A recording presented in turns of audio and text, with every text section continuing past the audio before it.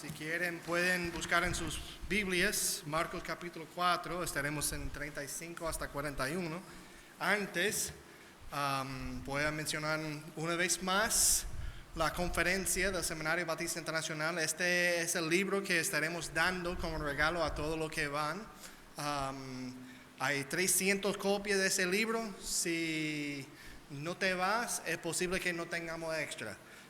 Solamente para los que van a la conferencia. Si quieres ver la agenda, puedes acercarte a mí y yo te muestro la agenda de los temas de las charlas y todo esto. Pero les animo que vayan porque es el 16 a 18 de noviembre, es jueves a partir de las 3 hasta 9 en la noche, jueves y viernes, y sábado a partir de las 9 de la mañana hasta la noche. Y será una bendición. Luis estaba hablando de ver si podamos contratar una guagua, un chofer también, y ir como un grupo de la romana, pero puede hablar con él y voy a dejar todo eso en sus manos. Bueno, de nada. Y bueno, regresamos a Marcos capítulo 4. Marcos capítulo 4. A partir de versículo 31.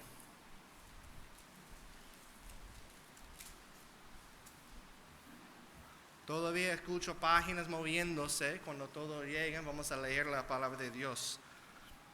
Ok, casi.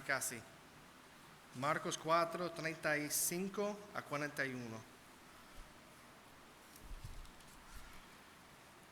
Así dice la palabra de Dios. Ese mismo día, caída ya la tarde, Jesús le dijo, pasemos al otro lado. Perdón, estoy leyendo de la Nueva Biblia de las Américas. Versículo 36. Despidiendo a la multitud, lo llevaron con ellos en la barca como estaba y había otras barcas con él. Pero se levantó una violenta tempestad y las olas se lanzaban sobre la barca de tal manera que ya la barca se llenaba de agua. Jesús estaba en la popa durmiendo sobre una almohadilla. Entonces lo despertaron y le dijeron, Maestro, ¿no te importa que perezcamos? Jesús se levantó, reprendió al viento y dijo al mar, cálmate, sosiégate. Y el viento cesó y sobrevino una gran calma. Entonces les dijo, ¿por qué están atemorizados? ¿Cómo no tienen fe? Y se llenaron de gran temor y se decían unos a otros, ¿quién pues es este que aún el viento y el mar le obedecen? Oremos. Padre bueno, gracias una vez más por tu palabra. Gracias por Jesucristo, quien es Dios y humano, divino y humano en el mismo cuerpo. Es algo que no podemos entender, pero como vamos a ver hoy, eso cambia todo. Señor, ayúdanos a tener fe en el medio de la tempestad. En el nombre de Cristo Jesús. Amén. Bueno, por los primeros 8 capítulos del libro de Marcos, lo que vemos es que la atención de Marcos está sobre los actos milagrosos o las acciones milagrosas de Jesús. Son acciones o son milagros que Jesús hace que muestran su deidad. Después de la confesión de Pedro en capítulo 8, versículos 27 a 30, cuando Pedro dice que tú eres la roca, cuando Cristo dice que Pedro, tú eres la roca, y sobre esa roca voy a edificar a mi iglesia. Y entonces, a partir de allí, el enfoque se cambia. Primeramente, en la primera parte del libro está mostrando la deidad de Cristo y luego está enfocándose en los eventos de la crucifixión. Hay un cambio abrupto en su enfoque, pero hay un balance entre dos verdades esenciales de este libro. Primeramente es la gloria de Cristo y segundo es la centralidad de la cruz. Esas dos verdades son las dos verdades enfatizadas en el libro de Marcos, y lo que vemos en la énfasis sobre la gloria de Jesús son dos puntos muy esenciales de entender acerca del carácter de quién Cristo es. Es ser humano y es Dios. Dos naturalezas en una sola persona. Una naturaleza divina y naturaleza humana. Es dos en uno. Y esos dos básicamente en el título que Marcos da a Cristo como el Hijo de Dios. El nombre, el título Hijo de Dios domina Marcos. En Marcos capítulo 4, 35 a 41 vemos esos dos aspectos de la naturaleza de Cristo manifestados. Es muy significante esa sección teológicamente, porque en esa sección vemos el poder de Cristo sobre el mundo natural, pero también vemos la humanidad de Cristo. Es muy interesante cómo vemos ambas cosas en esa sección. Y cuando hablamos de la humanidad de Cristo, eso es obvio porque está durmiendo en el barco durante la tempestad. Cristo está cansado, duerme, tiene que dormir porque es ser humano. Pero a la misma vez se levanta, se despierta y dice al mar turbulente y dice, cálmate. Y dice que hay una gran calma. Son dos naturalezas. Y eso es lo esencial de entender quién Cristo es. Es Dios quien se bajó a la tierra y tomó carne. Se hizo carne y ahora mismo en la Trinidad hay humanidad. Es Cristo. Es maravilloso cuando pensamos en la manera que Marcos levanta la gloria de Dios a través de manifestar la humanidad de Cristo y la deidad de Cristo juntos. Y entonces lo que vemos aquí es una interpretación teológica de la narrativa de Cristo calmando la tormenta. Y eso muestra un propósito más grande en llamar a la población, llamar a la gente a ser discípulos de Cristo. Porque Cristo es el único que es completamente Dios y completamente humano. Entonces, cuando vemos esa historia aquí, siguen los elementos de una narración. Tenemos un escenario que empieza en el versículo 35 que dice, en ese mismo día caída ya la tarde, o bueno, ya vino la tarde. Y Cristo dijo, pasemos al otro lado. Porque si ustedes recuerdan de lectura anterior, de ese pasaje, si han leído ese pasaje en el pasado, Cristo empezó en versículo 1 de capítulo 4 enseñando junto al mar. Ese es el mar Galileo y Cristo enseñaba una multitud ahí. Y si ves a partir de versículo 1 hasta 33, vemos un día lleno de enseñanza.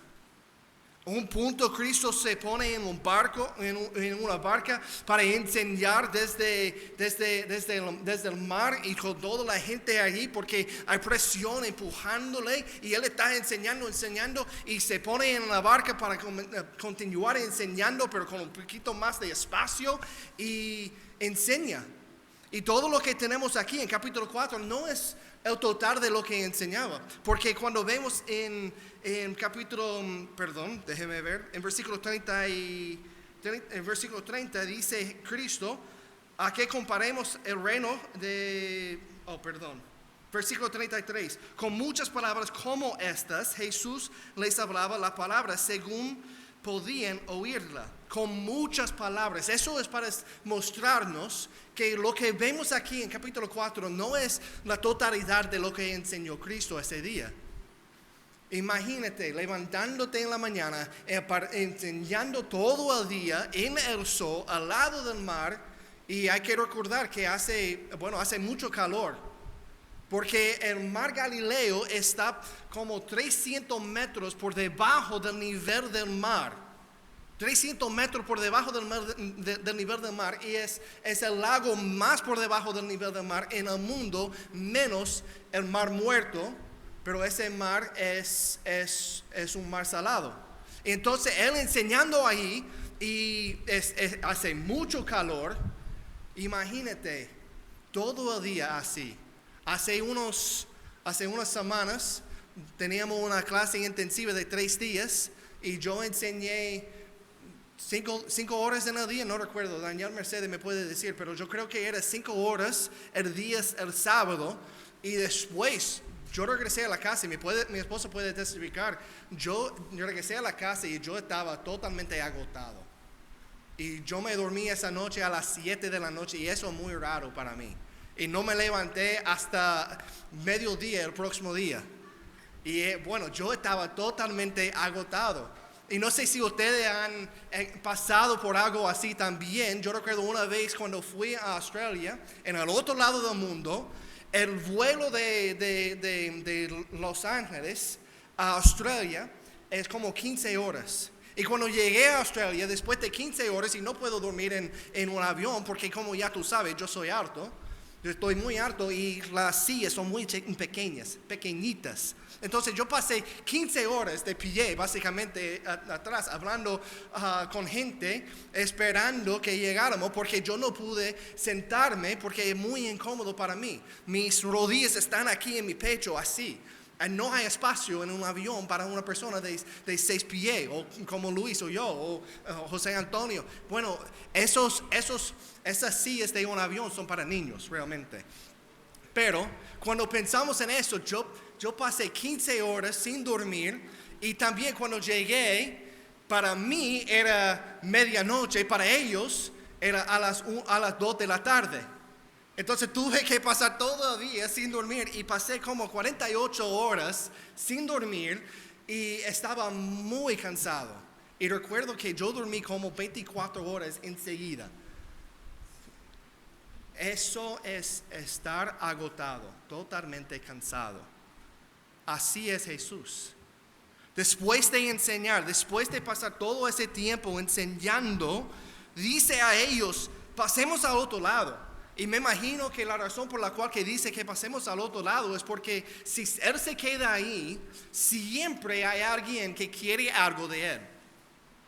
Hay alguien que quiere ser sanado, hay alguien que quiere acercarse a Él y buscar, más teología, o buscar un consejo de algo. Y Él dice, estoy agotado, pasemos al otro lado, quizás para escapar de la multitud. Porque en el lado donde estaba, en Capernaum, hay muchas ciudades de ahí. Toda la población que vive alrededor del mar Galileo vive en ese lado. Y entonces van a pasar para el otro lado, donde no hay pueblos, no hay ciudades, pero hay alguien que le espera. Si lee capítulo 5, es el que tiene los demonios, es ¿cómo se llama? Bueno, gracias. Ya ustedes entienden mejor que yo.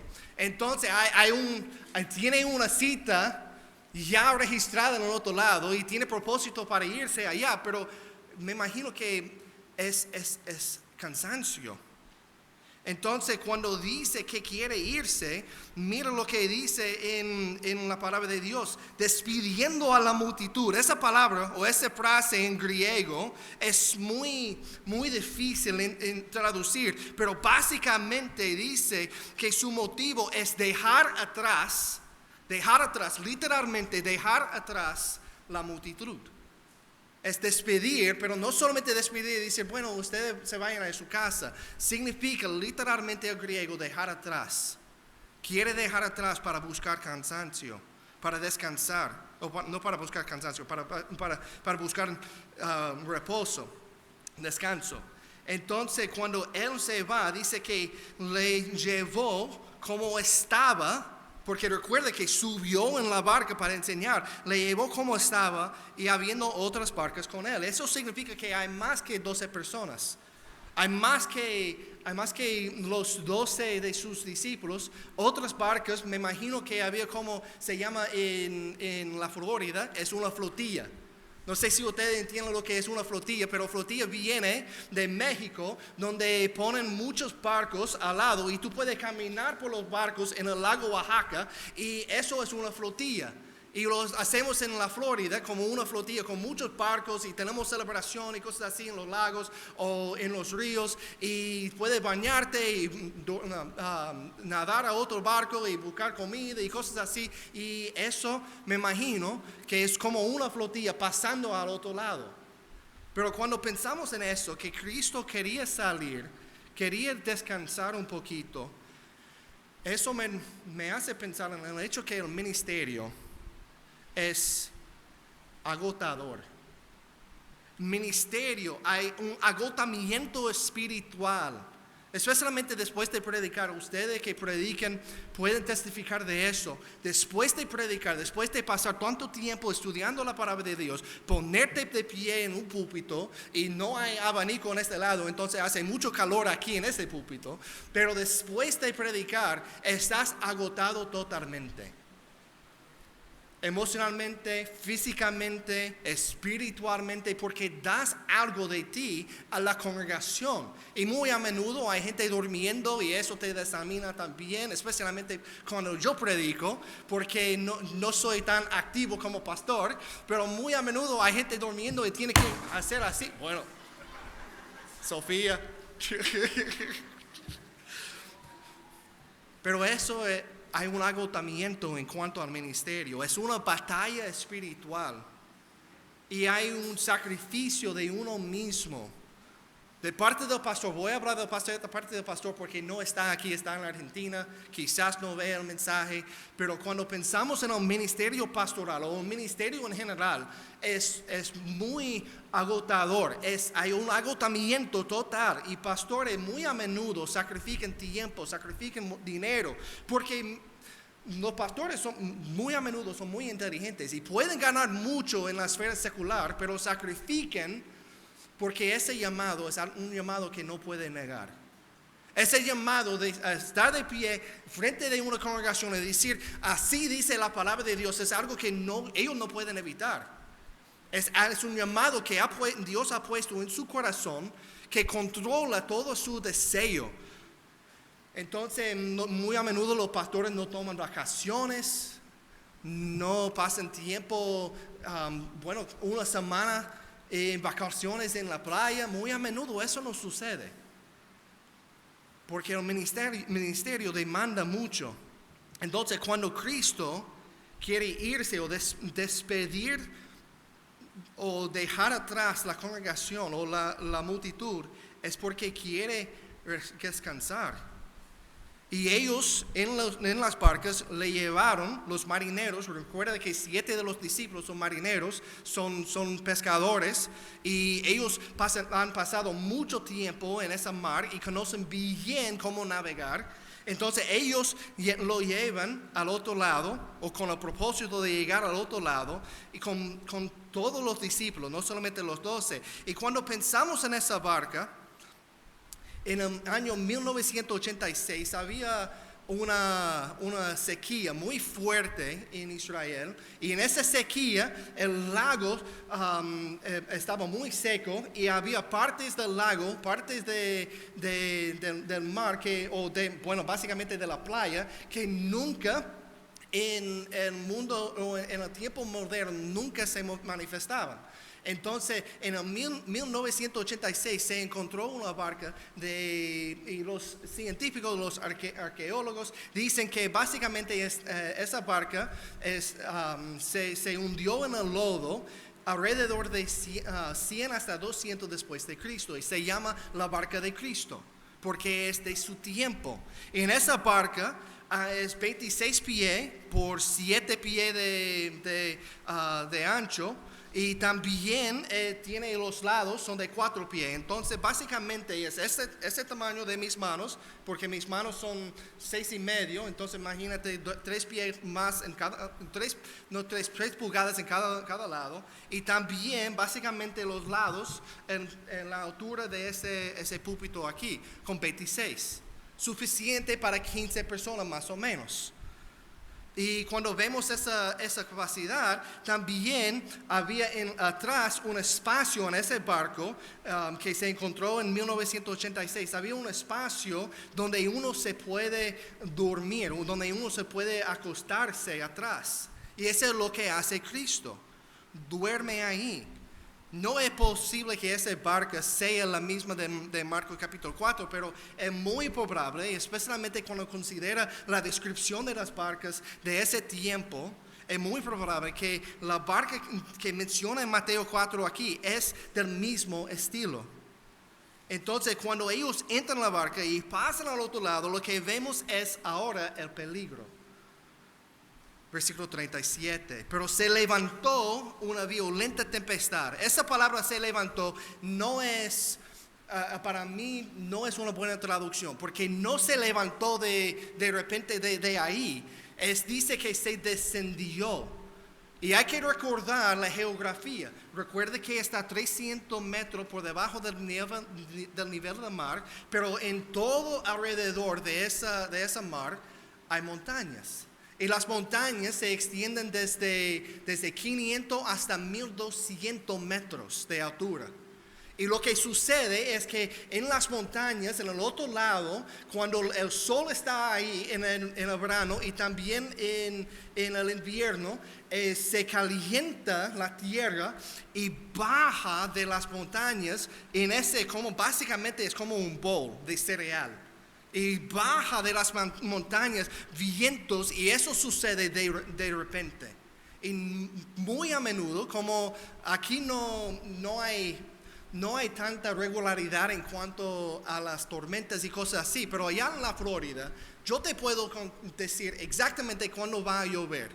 En el verano, desde mayo hasta agosto, cada día a las 2 de la tarde en Lakeland, donde yo crecí, va a llover. Porque lo que sucede en la Florida es que se calienta el agua en el mar, y esa agua se calienta, crea tormentas, y las tormentas a mediodía empiezan a cruzar la Florida. Y lo mismo hoy en día sucede allá. A mediodía, con el calor que viene de la tierra después de pasar mucho tiempo con el sol, el calor causa vientos, y esos vientos descienden. Y es muy peligroso estar en la mar desde el mediodía hasta las 6 de la tarde en el verano, y también igual en el invierno. Pero a partir de las 6, de las 7, cuando no hay sol, todo es tranquilo. Y recuerda lo que dice, que cayó la tarde, ya debe estar tranquilo. Ellos se van, pero se levantó una violenta tempestad. Eso básicamente descendió de las montañas una tempestad, y esa palabra tempestad es la palabra de los vientos de un huracán. Es la misma palabra que tenemos como huracán o ciclón. Vientos muy a menudo suceden, cuando sucede así, muy a menudo son alrededor de 55 hasta 80 kilómetros por hora los vientos. Muy fuertes. Y lo que sucede en ese mar pequeño es que cuando los vientos descienden de las montañas, no hay mucho espacio en ese mar, porque ese mar solamente es 25 kilómetros por 13 kilómetros, y causa mucha turbulencia, y las olas llegan a la costa pero no tienen lugar, y entonces regresan. Y no sé si ustedes cuando eran niños, yo sí como niño y hacía eso mucho, pero cuando yo me bañaba en una piscina, yo siempre quería hacer olaje en la piscina. Y tú puedes tomar tu mano y hacer esto aquí, y después de hacerlo por como 5 minutos, está en caos la piscina. Y si tiene 4 o 5 personas, puedes vaciar esa piscina. Puedes poner todo el agua afuera haciendo eso con tus manos. Porque no hay lugar, no hay tiempo de establecer un ritmo. Si te vas en la alta mar, siempre cuando hay tormentas y cosas así, siempre hay ritmo a las olas. En ese mar no hay. Porque vienen a la costa y regresan y causa turbulencia y no hay sentido. Y uno se pierde muy rápido y es muy peligroso. Entonces cuando ellos dicen, como siendo pecadores, cuando ellos dicen a Cristo, las olas están lanzándose sobre la barca, y eso significa que están doblándose como en la costa, doblándose muy altas. Cuando ellos dicen a Cristo, Maestro, ¿no te importa que perezcamos? Están llenos totalmente con miedo. Totalmente con miedo. Y es como... Yo recuerdo una vez pescando con mi padre en la lancha suya. Mi padre tiene una lancha, es una catamarán de 26 pies con 2 motores atrás, y nosotros íbamos a pescar en la alta mar y pasamos 2 o 3 días pescando. Y bueno, eso es mi pasatiempo favorito. Puede hablar con Manuel. Tenemos una cita, necesitamos irnos. Pero yo recuerdo una noche, como las 6 de la mañana, mi padre me despertó porque yo estaba durmiendo, igual como Cristo, y me despertó. Y cuando yo me desperté, yo vi que el olaje había subido y estaban como 2 o 3 metros de olas. Y mi padre me dijo, bueno, levántate. Y él me dio una cosita, es como un radio. Pero ese radio funciona con GPS.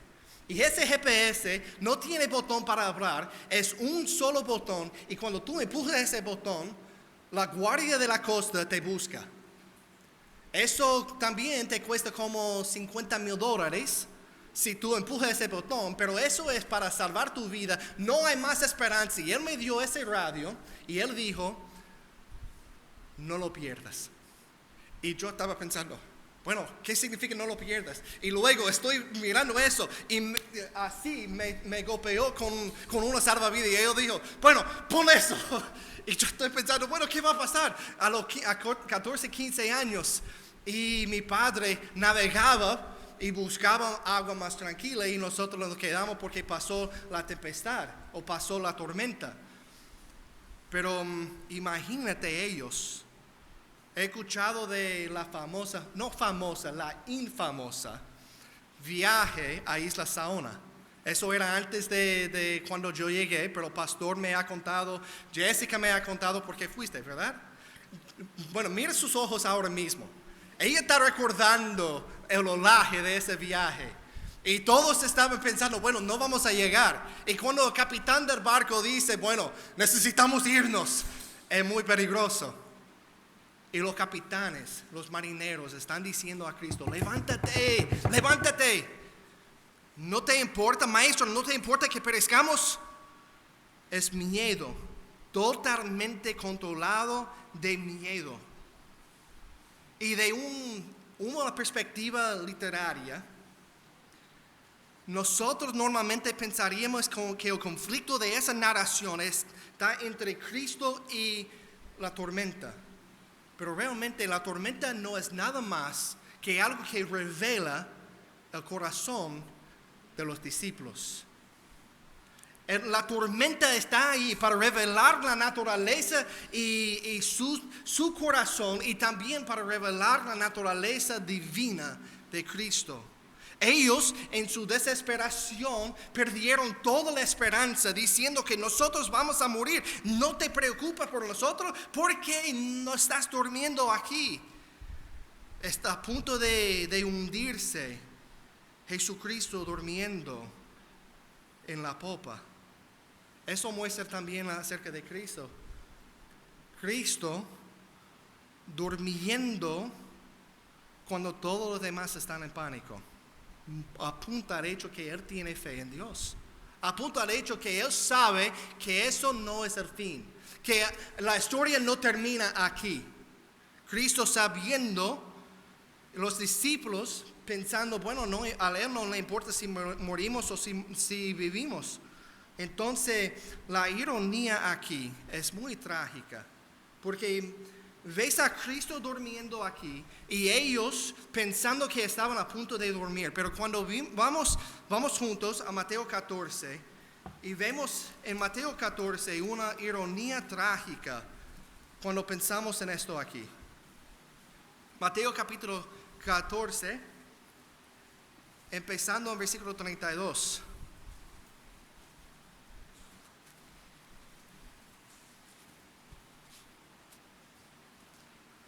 Dice así, llegaron a un lugar que se llama Getsemaní. Y Jesús dijo a sus discípulos, siéntense aquí hasta que yo haya orado.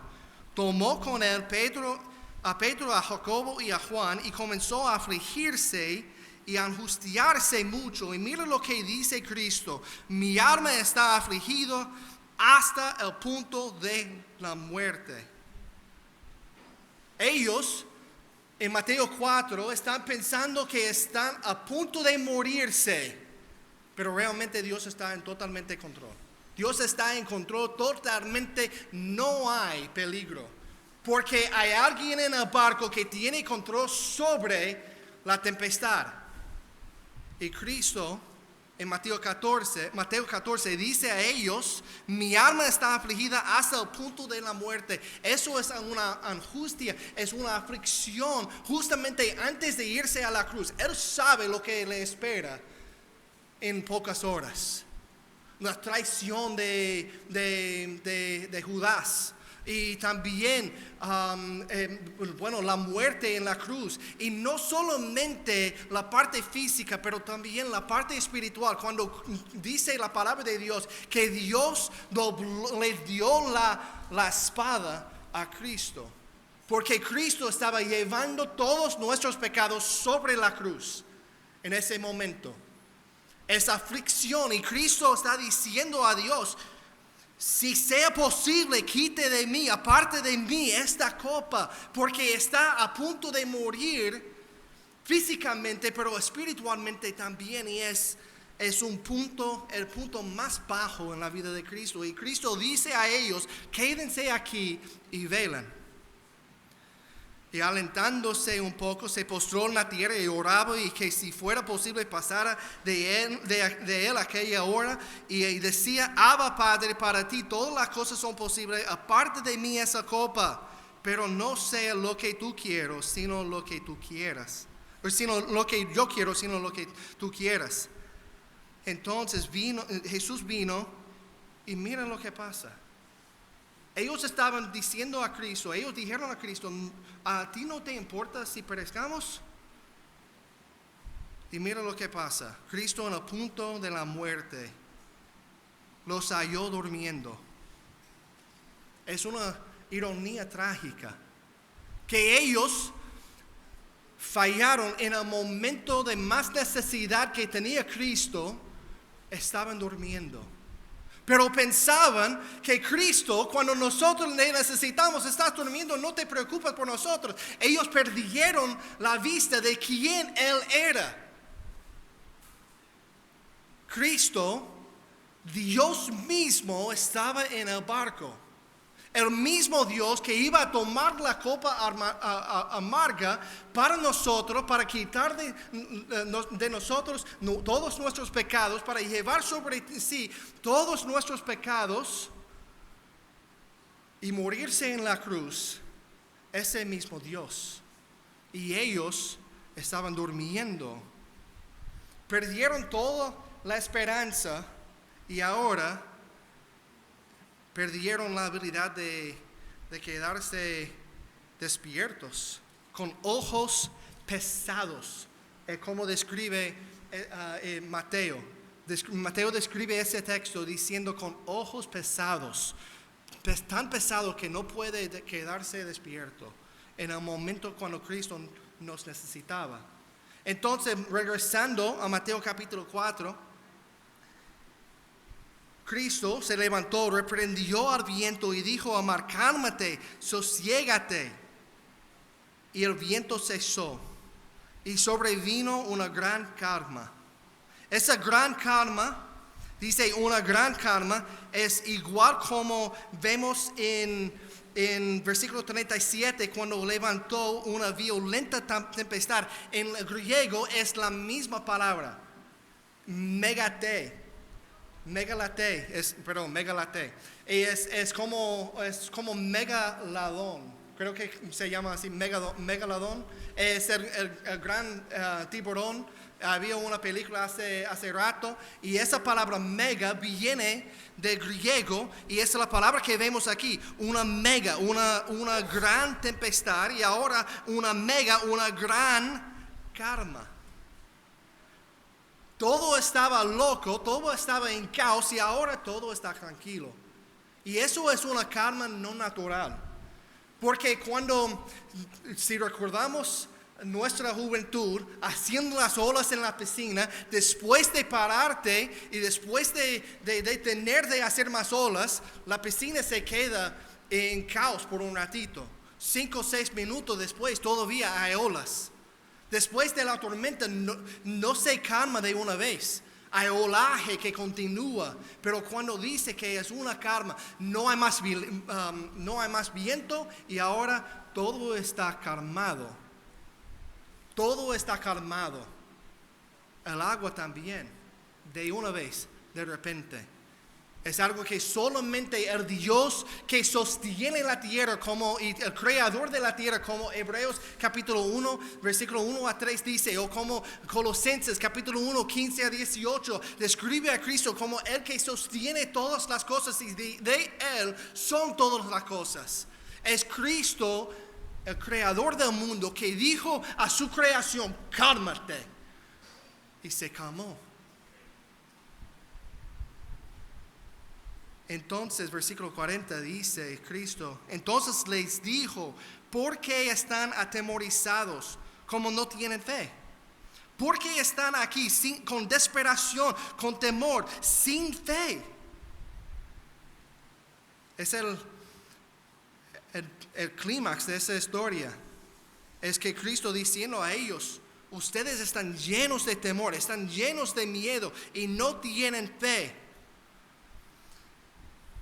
Pero si los discípulos entendieran que Cristo es Dios, no tendrían base para su miedo. Ellos necesitan aprender que eso no es un ser humano normal, ordinario. Ese ser humano es deidad, es Cristo, el Dios eterno, creador del mundo. Y cuando nosotros entendemos quién está en el barco con nosotros, no hay base por nuestros miedos, no hay base por nuestros temores, no hay base por nuestro pánico, porque Cristo está en control. Todo el tiempo. Nunca hay un momento en la historia del mundo cuando Dios no estaba en control. Dios es totalmente soberano. Dios en su providencia coordina todo para cumplir su santa voluntad. Y lo que ellos no entendieron es que nosotros con Cristo en el barco no tenemos razón no hay razón para miedo o para temor, porque Cristo está aquí. Y espiritualmente Cristo está en nuestro barco. Espiritualmente como una metáfora por la vida, Cristo está ahí con nosotros. El Espíritu Santo mora en nosotros. Y Cristo, Dios soberano, ha ordenado todo para cumplir su santa voluntad. Y cuando nosotros entendemos eso, no hay base por el temor que tenemos en medio de la aflicción. No hay base por el temor que tenemos en el medio de la tempestad. No es una fe abstracta, no es una fe intelectual. Esa es una fe de confiar totalmente en quien Cristo es, como el Hijo de Dios. A veces, esas tormentas no pasan como vemos en esa historia. Cuando Cristo se levanta y dice cálmate, a veces las tormentas no pasan de una vez así. A veces las tormentas nos consumen. Estoy pensando en cáncer. En el cáncer hay muchos que reciben la noticia del doctor, esa noticia mala que dice vas a morir, tienes 6 meses. Y oran y después de hablar con toda la iglesia, muchas iglesias y miles de personas orando por esa persona, muere. ¿Eso significa que su fe no tenía efecto? Yo te digo que no. Porque recuerda, cuando Cristo necesitaba a los discípulos, dijo que estoy a punto de morir. Recuerda lo que Cristo dijo en Mateo capítulo 14, que aparte de mí esa copa, pero no la voluntad mía, no lo que yo quiero, pero la voluntad suya, es sujetarse a la voluntad de Dios, la santa voluntad de Dios. Y a veces, en el medio de la tormenta que no pasa, nosotros podemos tener fe y todo puede estar en caos, pero hay una calma por dentro, y esa calma por dentro es una calma sobrenatural que no es natural dentro del ser humano, solamente viene de tener fe en el Dios que es soberano, que está en control sobre todo. Esa calma por dentro es algo que el mundo no entiende, porque el mundo no tiene esperanza, pero nosotros como seres humanos, o como cristianos, nosotros tenemos esperanza en Dios. No importa la situación, no importa la tormenta, no importa la prueba, Jesús es mayor. Puede ser cáncer, puede ser muerte, puede ser la pérdida de un empleo, puede ser cuando se va la luz y la bebé está a punto de dormir y no puede dormir porque no hay luz en la casa y ya se agotó las baterías, y yo estoy hablando de experiencia, y cuando se agotó las baterías y la bebé está llorando por muchas horas y estás pensando, bueno, Dios, ¿por qué? Cuando estás cansado y desesperado, podemos confiar que Cristo es mayor que todas las amenazas, todas las pruebas, de todas las tormentas, y podemos tener fe en el medio de la tempestad, sabiendo que Cristo, quien se sujetó a la voluntad de Dios para sacrificarse por nuestros pecados, y Cristo diciendo, bueno, si hay otra manera, lo hacemos así, pero vamos a hacerlo como tu voluntad, Dios. Y se sujetó a la voluntad de Dios, y de Él no fue quitado esa copa. A veces de nosotros no nos es quitado la copa, pero Dios utiliza las pruebas para hacernos crecer. Mira lo que dice Cristo. ¿Por qué están atemorizados como no tienen fe? Hablando a los discípulos, esa no es la primera reprimenda. Ya ha hecho uno y hay 3 más que vienen en capítulo 7, capítulo 8 y capítulo 9. Cristo dice a los discípulos ¿por qué no tienen fe? Y si lees en Mateo, dice Cristo varias veces a los discípulos, tienen pequeña fe, es una fe pequeñita. Pero el propósito de todas estas cosas es para hacer crecer a los discípulos y la fe de los discípulos, porque después de la muerte de Cristo y la resurrección de Cristo y la ascensión de Cristo, Cristo les encarga con la iglesia, y de los 11 discípulos, todos son matados. De los 12 discípulos, o de los 12 apóstoles, todos son matados, menos Juan, quien muere en exilio en la isla de Patmos. Todos los demás mueren en maneras trágicas, de maneras violentas, manteniendo la fe. Es pensando en toda la historia de la iglesia. Tenemos muchas historias de mártires, pero yo recuerdo muy bien la historia de John Huss. Por ejemplo, en 1553, creo, no recuerdo bien, pero él fue quemado a la hoguera, pero todavía predicando el evangelio a los católicos romanos, ahí en la hoguera, quemándose, predicando el evangelio hasta su muerte. O pienso en Juan, en Tyndale. Tyndale es el que tradujo la Biblia de latín inglés por primera vez y él tenía una creencia muy profunda en su ser, en su seno. Él tenía una creencia que la Biblia no es solamente para la Santa Católica Romana, ¿cómo se llama? La Santa Iglesia, así. Para la Iglesia Católica, no es solamente para los sacerdotes. La Biblia es para todos. Y él, teniendo fe, hasta la hoguera, fue quemado por lo que hizo en traducir la Biblia. De ellos no fueron quitados las tormentas. No les fueron quitados sus tormentas porque murieron en medio de las tormentas. Pero mira la diferencia. Tenían fe todo el tiempo. Estoy pensando ahora mismo en un ejemplo personal de nuestra vida. Hay una dama que se llama Marilyn. Marilyn era una dama de la iglesia allá en Carolina del Norte, cristiana de 40 años. Ella hace 4 años recibió la noticia que tenía cáncer. Era un cáncer incurable. 4 años luchó con el cáncer, pero todavía, al mismo tiempo que estaba pasando por quimioterapia, por todo el tratamiento que básicamente daña el cuerpo más que el cáncer, estaba sirviendo en la iglesia. Servía como la maestra del ministerio de niños y era la maestra favorita de todos mis hijos.